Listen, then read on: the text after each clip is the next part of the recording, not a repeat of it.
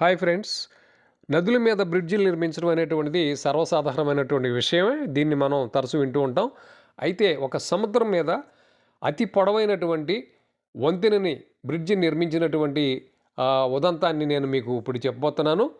అది ఎక్కడంటే San Francisco సముద్రం పసిఫిక్ మహాసముద్రాన్ని కలిసే చోట ఈ బ్రిడ్జిని నిర్మించారండి. ఇది ప్రపంచంలోనే అతి పొడవైనటువంటి సస్పెన్షన్ బ్రిడ్జ్ ఇది. దీని పొడవు దాదాపుగా 2.7 కిలోమీటర్ల పొడవండి. దీని ఎత్తు వచ్చేసరికి 746 అడుగులు ఎత్తు ఈ సముద్ర మట్టం నుంచి ఉంటుంది. మరి ఇది ఈ బ్రిడ్జిని ఇది ఒక ఇంజనీరింగ్ అద్భుతంగా మనం చెప్పుకోవచ్చు. ఈ బ్రిడ్జిని చూడటానికి మరి టూరిస్టులు చాలామంది ఇక్కడికి చేరుతూ ఉంటారు. అయితే ఒక్కోసారి బ్రిడ్జ్ అనేటువంటిది అసలు కనిపించదు. మంచుతో దట్టంగా కప్పేసి ఉంటుంది, కనిపించదు. కానీ మేము వెళ్ళిన ఈ రోజు మాత్రం చాలా చక్కగా స్పష్టంగా ఈ బ్రిడ్జ్ కనపడింది. మరి ఈ బ్రిడ్జ్ కింద నుంచి ఓడలు కూడా పెద్ద ఓడలు కూడా సునాయాసంగా ప్రయాణం చేస్తానికి అనుకూలంగా నిర్మించారు.